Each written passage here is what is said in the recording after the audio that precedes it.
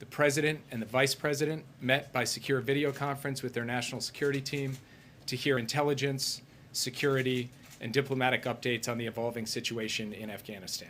They discussed the status of ongoing evacuations of U.S. citizens, SIV applicants, and other vulnerable Afghans at risk, and how we would do this safely and efficiently, and with a laser focus of the team on monitoring for and preventing any potential terrorist threats at or around HKIA, including from ISIS-K. They were joined by Secretary Blinken, Secretary Austin, Chairman Milley, Director Haynes, Director Burns, myself, Ambassador Wilson, Ambassador Khalilzad, General McKenzie, and other senior officials. Just to say a few words about where we come from and where we are. I want to start by saluting our troops and our civilian personnel at the Kabul airport.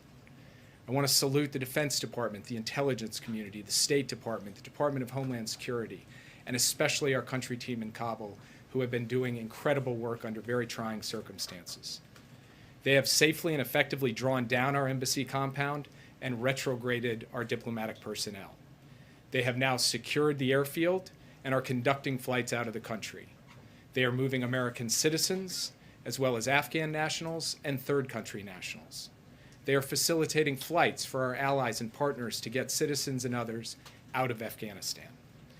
These operations will continue in the coming days as we move to evacuate American citizens and Afghan nationals who worked with us, along with other vulnerable Afghans. We are engaging diplomatically at the same time with allies in regional countries and with the United Nations to address the situation in Afghanistan. We are in contact with the Taliban to ensure the safe passage of people to the airport. We are monitoring for any potential terrorist threats, as I just mentioned, including from ISIS-K.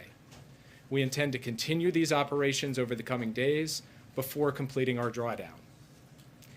When you work on any policy issue, domestic policy, foreign policy, any policy issue, the human costs and consequences loom large.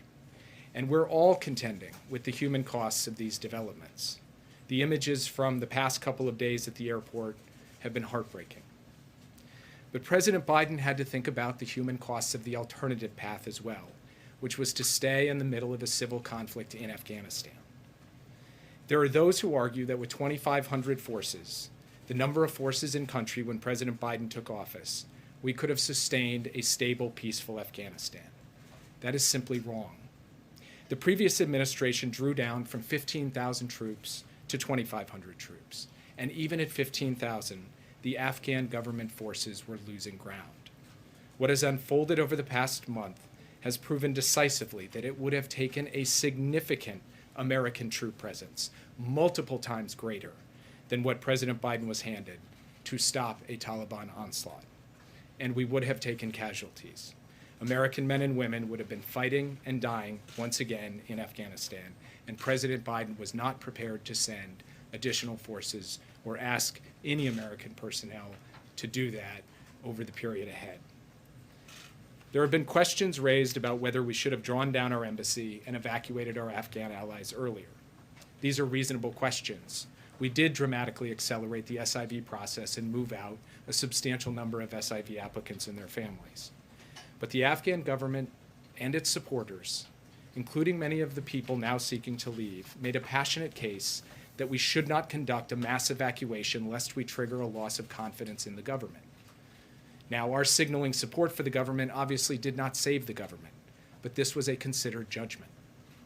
When you conclude 20 years of military action in a civil war in another country with the impacts of 20 years of decisions that have piled up, you have to make a lot of hard calls, none with clean outcomes.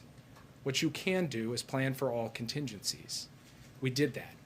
The American forces now on the ground at HKIA are there because of contingency planning and drilling we did over the course of months, preparing for a range of scenarios, including dire scenarios.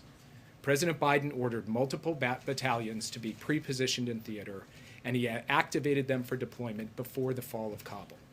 He also put additional battalions on a short string here in the United States.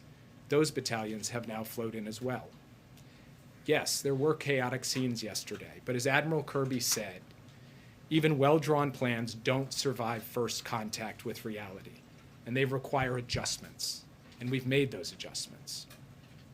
We will stay in close touch with our allies and partners in the days ahead as we contend with the immediate need to complete the evacuation mission and as we deal with the broader challenges posed by the new reality in Afghanistan. And we will remain persistently vigilant against the terrorism threat in Afghanistan and in multiple other theaters across multiple continents.